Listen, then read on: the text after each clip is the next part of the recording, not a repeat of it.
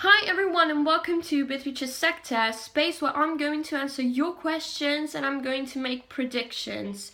Now, I received many great questions on the hashtag AskBeatriceMotorLat, and considering it's the first time ever I'm doing this project, I'm very satisfied. So thank you guys, and let's just start with the questions. Ratchet is asking me, surprised to see Palmer make it through Q3? Another case of him turning around his fortunes in the second half?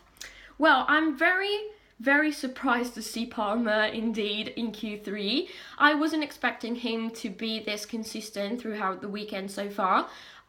Seeing this close to Nico was actually very promising and surprising. Apparently he really likes this track, and I was expecting him to kind of flop during the qualifying session. He actually had a problem, but it wasn't his fault.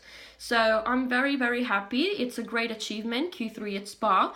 And concerning the second half of the questions, I think that it might be the case to repeat what he did last year. But again, this doesn't give you a seat for the next year. You cannot work only on the second half of the season, and during the first half you cannot just be this far from your teammate and underperform in such levels. So definitely it might be the case, but he won't be successful this time.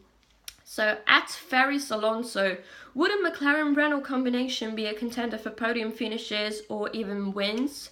That's a great question. I think that McLaren is still looking around for other options.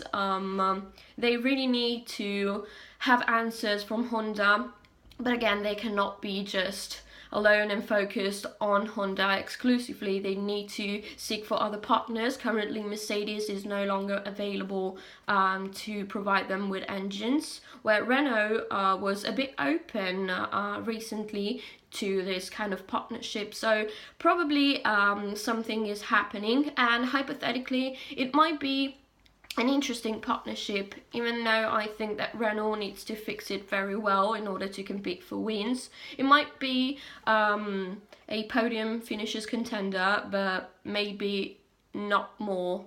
So we'll see, but it might be very interesting if it happens, because the McLaren chassis along with a more powerful engine can produce a very great result. Now, Ben Dawson, if Alonso was to leave McLaren this year, do you reckon Lando Norris is ready to step in, although he is in F3? Well, I don't think that Lando is ready to jump in an F1 car on a stable way. He's too young, too unexperienced, even though he's brilliant. He's a huge talent, I believe, in what Zak Brown said about his future. He has a bright future ahead, no doubt about that. But I think that he lacks some experience that he needs to go step by step, you know.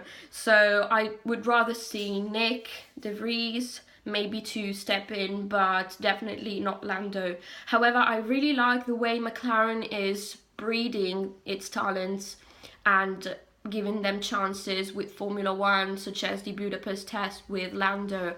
It's a great reward, it's a great start and a great indicator for the driver and for the team as well. So it's a very nice process, but I don't think that Lando would be the next McLaren Honda driver, just in case Fernando goes away.